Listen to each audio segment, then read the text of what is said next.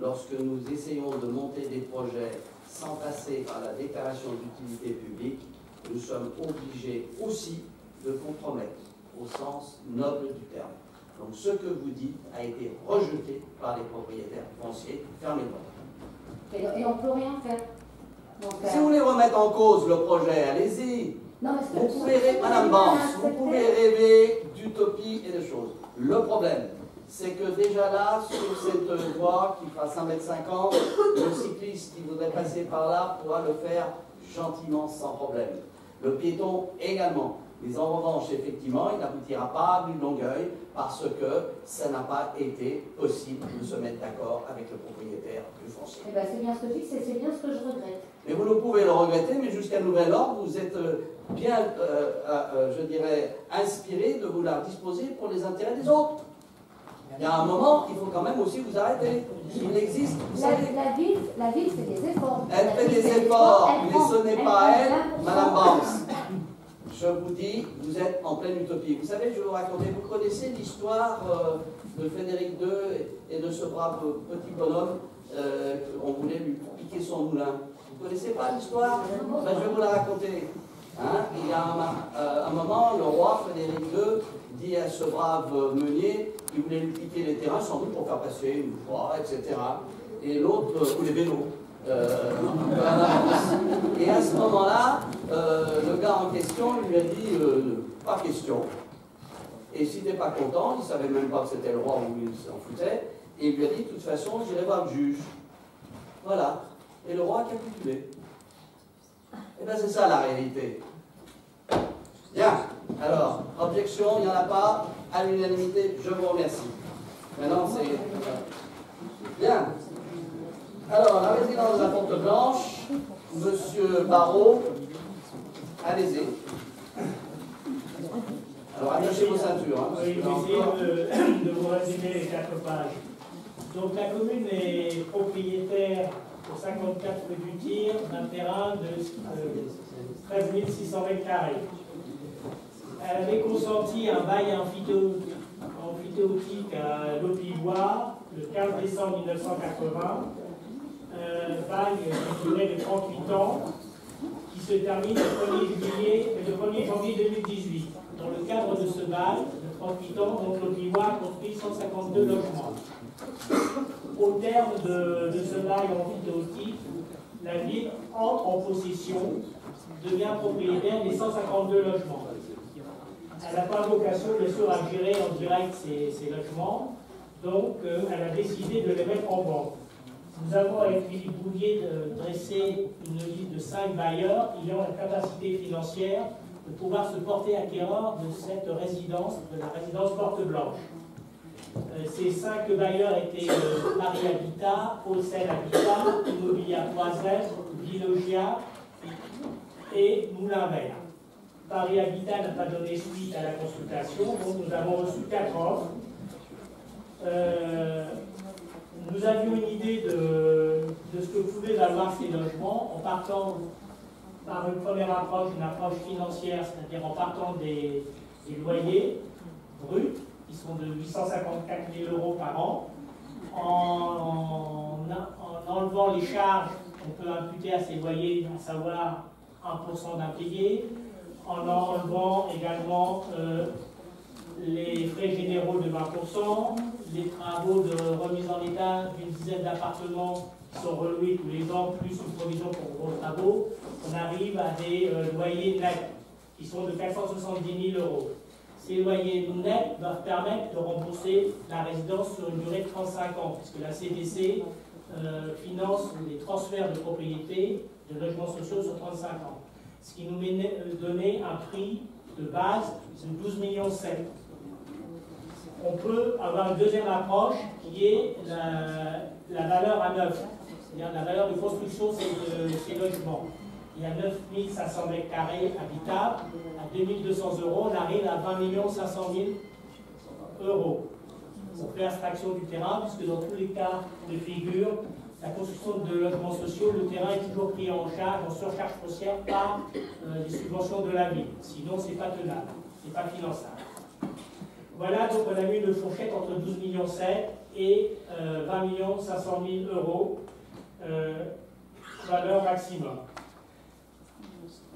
Nous avons demandé aux 4 bailleurs donc en liste de reprendre les 3 prêts auprès de la Caisse des dépôts pour le capital restant dû au 31 décembre, qui s'élève donc à 1 100 000 euros, ainsi que les loyers impayés pour 46 000 euros.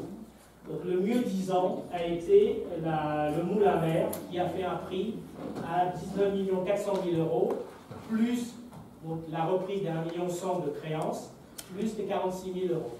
Donc on arrive effectivement à la valeur à neuf de ces logements. Ce qui est un peu une surprise et je dirais même, en tant que financier, une aberration. Mais, oh, jamais, c'est pas assez cher. Puisque là, ils payent le prix du fort, mais c'est tant mieux pour nous. Nous avons demandé par ailleurs une estimation donc, au domaine, qui a rendu sa copie et qui estime ces logements à 19 150 000 euros, si ma mémoire est bonne. Absolument. Et vous avez l'estimation qui est jointe à la délice. Maintenant, il faut marcher de pas mal. Donc là, bien sûr, Moulin Vert demande la garantie de la ville pour 18 642 000 euros, qui est le montant des prêts qu'elle a demandé auprès de la Caisse des dépôts, le reste étant financé par des fonds propres. Au passage, je vous signale qu'ils vont payer 6,9% de droits de mutation en plus. C'est excellent pour la ville, puisque nous avons le financier qui a déjà fait marcher la calculette. Nous avons touché effectivement 230 000 euros de droits de mutation l'année prochaine, pour notre part. En dehors de cela, donc, qu'est-ce que je peux vous dire d'autre? Donc, il vous est demandé d'approuver la promesse synalmatique de vente par la ville au profit de l'immobilière du Moulin Vert.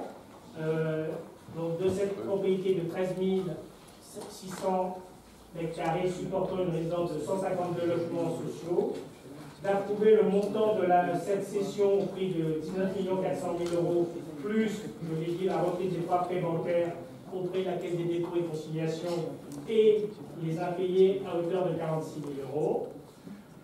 De constituer au profit des parcelles cadastrées, je vous passe les numéros, où se trouve le château d'eau, un droit de passage, une servitude, pour l'entretien du château d'eau et des antennes qu'il y a là-dessus également, bien entendu.